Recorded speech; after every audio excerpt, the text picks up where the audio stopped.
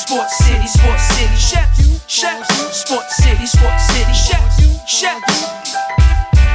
Yeah. Cavi, Taj.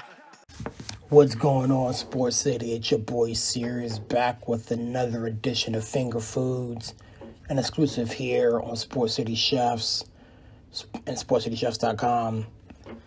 As I customly like to say before we get started, if you're not currently a subscriber, I would definitely urge you guys to become a subscriber by hitting that plus notifications and that bell and being notified every time we post. We're also on other social media platforms such as Instagram, Facebook, and Twitter. So if you enjoy the content that we bring to you all on a regular basis, I would definitely urge you guys to become a subscriber and start following us on other social media platforms to be abreast as to what we post on a daily basis. As I customly say, these thoughts and these feelings are those of my own and do not represent the Chicago Bears, the Pittsburgh Steelers, or the Sports City Chefs as a company. Before I get started breaking down the Monday night game, I did want to give some congratulatory remarks. I am a firm believer of giving credit and honor to where credit and honor is due. And so with that, I did want to congratulate the Pittsburgh Steelers for winning their 18th consecutive Monday Night Football game. That's a very difficult accomplishment in today's day and age. So for the Steelers to win their 18th straight is very, very impressive. Head coach Mike Tomlin was credited with his 150th win as the head coach of the Pittsburgh Steelers. I don't even need to break down how impressive that is based off of the lineage of this organization. Only having 3 coaches in its whole history is impressive. We've seen things where teams go through 3 coaches in a season. We've had 3 in our whole history.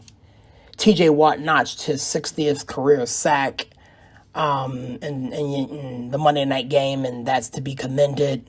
Well overdue for a Defensive Player of the Year award, and I'm sure if he continues on this trajectory, that time will definitely come.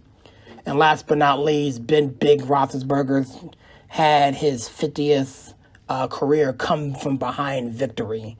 Some of those games were at the highest of level. You know, our 6th Super Bowl was a comeback win versus the Arizona Cardinals. And so there's a bunch of divisional games in there. There's a bunch of games where it looked like it was meat and, bleak, and he managed to pull that out. So with that being said, I definitely wanted to start today's episode giving congratulatory remarks to those 3 men as well as the Steelers organization.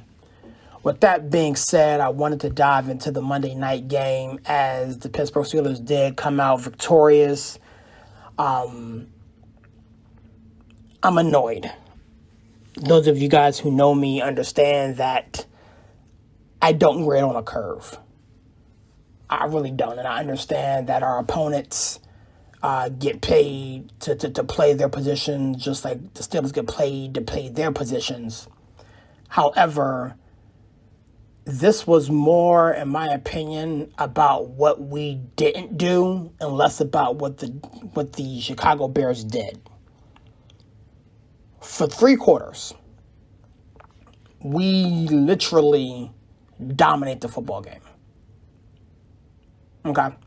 Now, I'm going to get into penalties and stuff later on because I do think that the NFL needs to take a hard look at that officiating crew and things of that nature.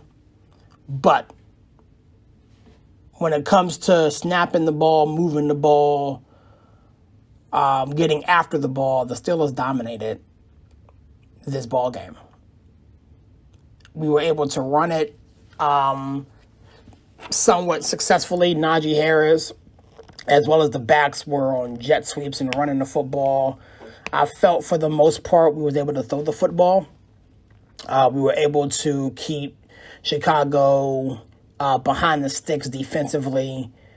And ironically, we were able to build ourselves a decent lead. However, this fourth quarter meltdown that we have unfortunately grown accustomed to when we start to unpack the 2021 season is frustrating. The untimely turnover by Ray McLeod that resulted in a scoop and score, can't have that. The fact that Allen Robinson, who has been a ghost all year, was able to come up with a big-time catch getting behind Arthur Millette late in that ball game. Can't have that. It was just frustrating watching that fourth quarter. I posted on my social media account, we escaped. And essentially we escaped. Defensively, we need to really become better at using our eyes to make plays. This is a copycat league, okay? And we have some teams coming down the pike that love to use read option, that love to use a lot of misdirection and confused linebackers and defenders. And we had a sample size of that on Monday night. And we didn't pass the test. We need to get better in that area.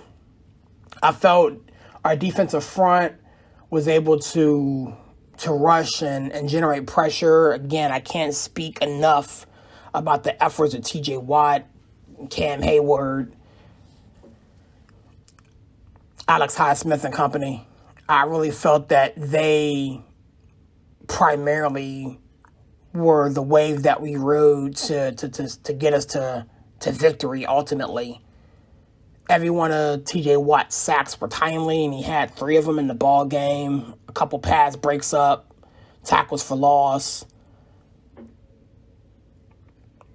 Cam Hayward was, again, a driving force in that middle, and again, that rode we rode that wave to generating tremendous pressure and making the sledding very, very tough. So I commend them for that. Offensively, I praised you all last week. I'm gonna have to crucify you guys this week. Offensive line, below the bar. We couldn't run it like I wanted to. Ben got hit way too much. Again, Moore is a rookie out there on our left tackle spot. And his rookie status really showed today. Najee broke off some runs, but they were called back due to holding penalties and things of that nature. So even though we took a step forward a week ago in that department, unfortunately, I would have to say yesterday was a step in the negative direction.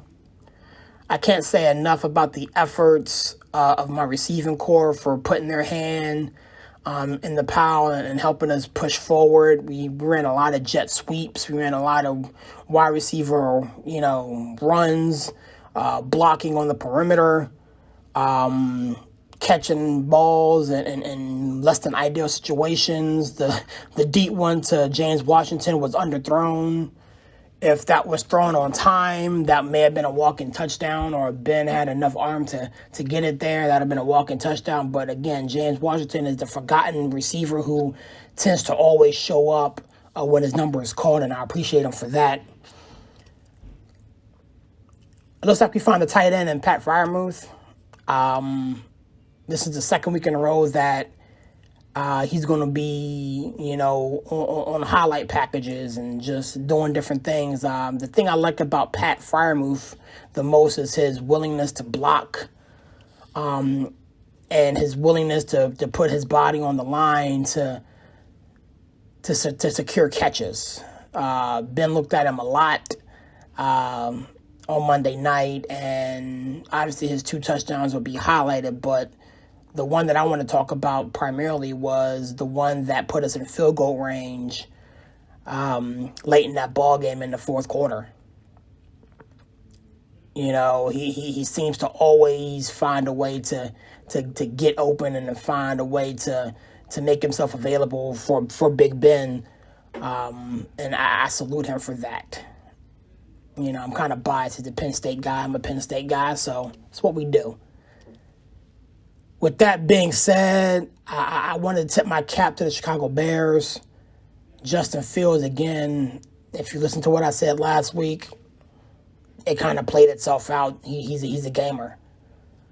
So I want to tip my cap to them. The defensive front for the Chicago Bears played exceptionally well. They were without, Pro Bowlers and probably Hall of Famers and Khalil Mack and, Jackson on the back end, and they never blink. They never let go of the rope, as Tomlin likes to say. They stood in there, and they were the reason why their team was in position to get a win. So I tip my cap to the Chicago Bears. I'm a Steelers fan, okay? And I can honestly say that we benefited for some questionable calls in that ball game. There were calls that were made that needs to be looked at. There were calls that weren't made. I'm thinking about the Alex Highsmith roughing the passer call that wasn't called. Do better, NFL. I'm not gonna sit here and take the win away, but I do believe that their officials may have played a factor in that Monday night game. The first touchdown the Chicago Bears scored on the corner route to Jimmy Graham, where they called the chop block. The defender never even touched T.J. Watt.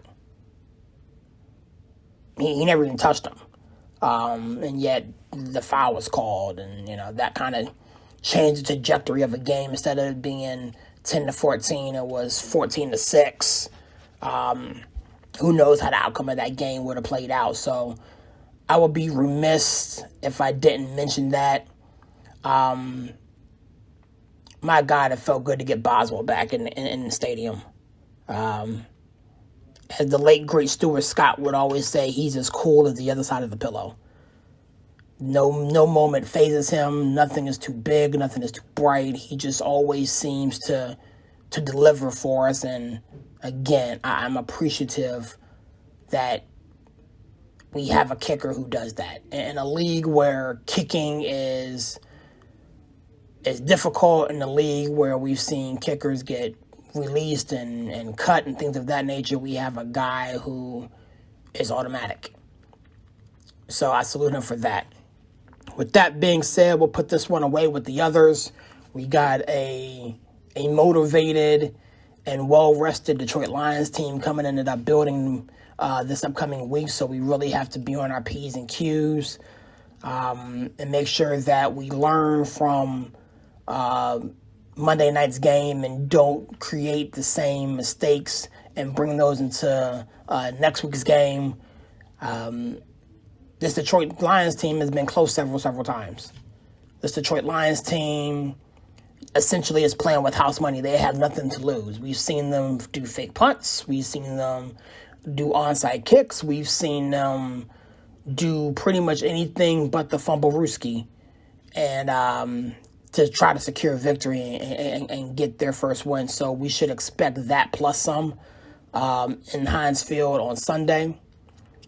With that being said, God bless you guys. I hope you guys have a great rest of your week. I will catch up with you guys on the show this week. Sports City, Chef, Sports City, Chef.